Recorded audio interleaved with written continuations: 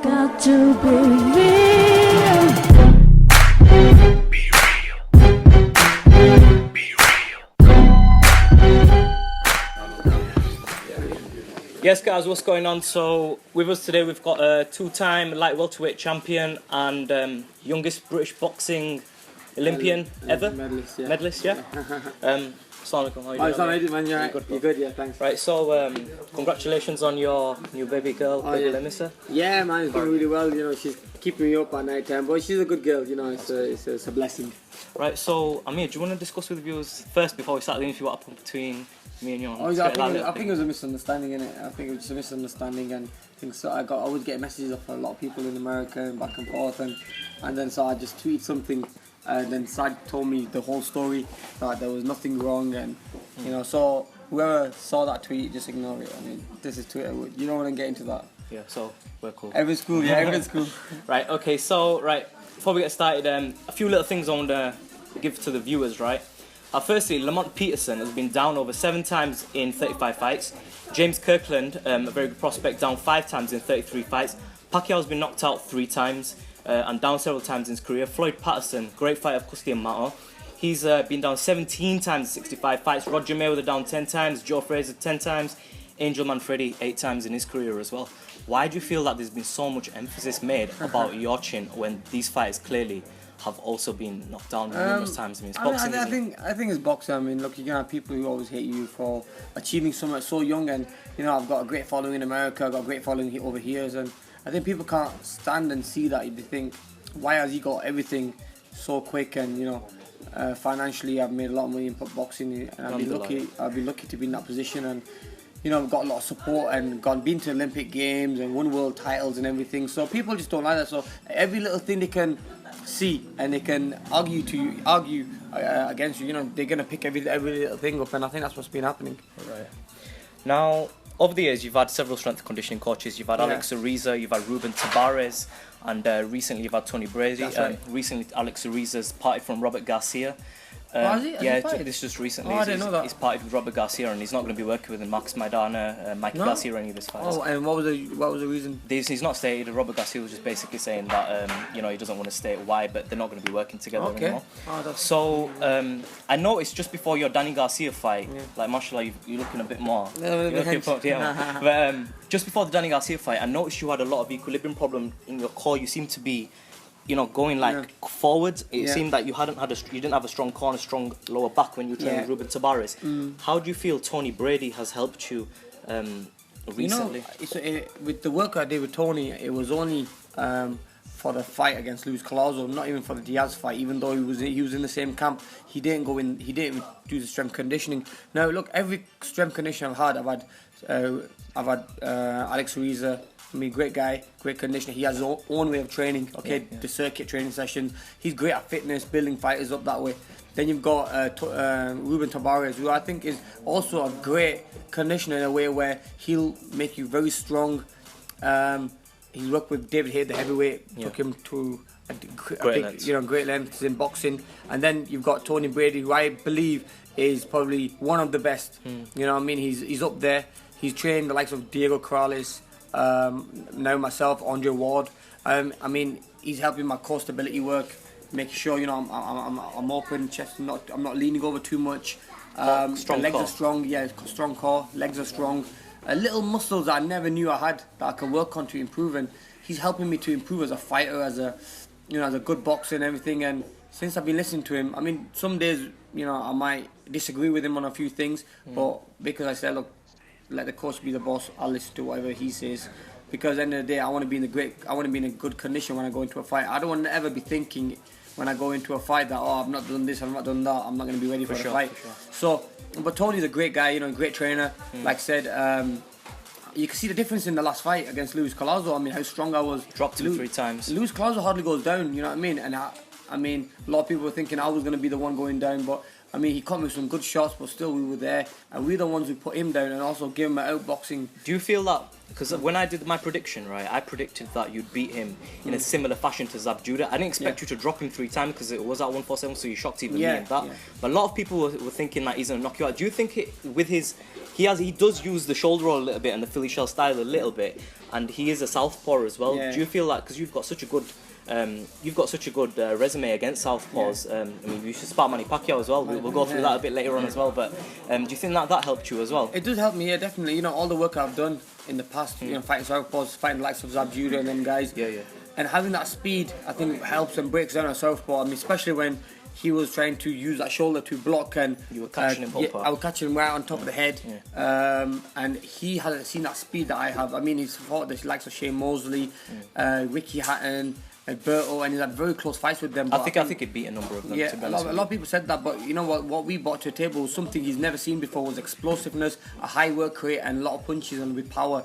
I mean, I knew I had the power even at 140, but it was just that when I used to kill myself making the weight, that power used to, you know, disappear. Zap, yeah, It for sure. zapped me, yeah. So now, this weight, I'm happy making weight, I'm strong at it, and it was a good fight for me because I know the fight was going to go the distance, but at times I thought I can get him out of the ring early as well. You know, I can probably stop him, but he showed a lot of heart, you know, did claws up. But look, we're only getting better, and I've still got a lot of room of improvement. So now then, you know which question I'm going to ask you about Floyd Mayweather Jr. Yeah. Right now, Mayweather Jr. hasn't had a legit knockout since 2007. Against Victor Ortiz, was that? No, it was against Ricky Hatton, I think it was. Okay. Right. But he hasn't had a legit knockout since 2007. I think the last person he knocked down was Marquez, a legit one. Yeah. Victor Ortiz wasn't really a legit knockout. No. So he's you know, that's 7 years he hasn't had a knockout. And we've already gone through the overhyped issue about your chin. So for Floyd Mayweather Jr. to beat you, he would have to outbox you, and you're a fighter who's arguably had a better amateur record than him, and you've never been outboxed in your professional career. I've been lucky, yeah. Where, you know, when it comes to boxing, Yeah. and it comes to skills, and it comes to movement, and picking your shots, and you know, being very technical in the ring. I think, you know, we won every fight in that sense. So, you know, me getting lazy in there and not being focused, and we make a mistake and we get caught. I mean, it was something like Floyd Mayweather, like I said, you know, he's not the biggest puncher, he's more of a boxing. He has great boxing skills, so you can't take nothing away from him. He's a great fighter. But look, I always see something in him that I can beat. I mean, a lot of people thought when I was gonna fight the Cuban double Olympic champion, which was Mario Kindelin, that he was impossible. Nobody can ever beat him, and I beat him. Yeah. And even though he beat me in the finals of the Olympics, I came back and I did my research and I beat him. Same with Floyd Mayweather. I've been watching videos of Floyd Mayweather for a long time, and I see little mistakes he makes that I know I can capitalize on. And those little mistakes will definitely, you know, once I start putting them to work, they'll work.